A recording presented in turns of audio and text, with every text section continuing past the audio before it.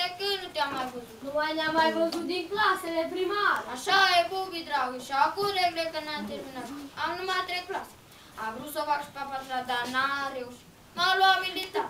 Știi care materie mi-a plăcut mie cel mai mult? Care cu iu? Recreația.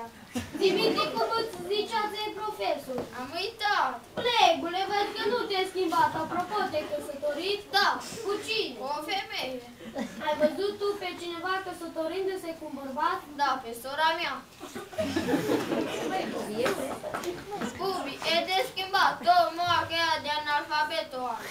Eu, moacă de analfabet. Da, pun pariu pe 100 lei că nu știi să scrii. Eu nu știu să scriu.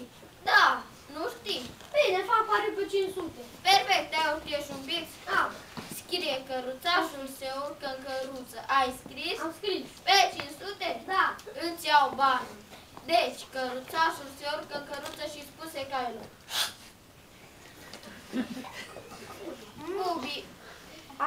Asta e Bubi. Pe lume sunt oameni și oameni mai deștepți, oameni mai prosti. Cum adică eu sunt? Cum adică eu sunt prost? N-ai oglindă acasă? Fii atent. Cine stă aici? Prostul. Bubi, dacă pleacă deșteptul, cine rămâne pe scenă? Prostul. Rămâi aici.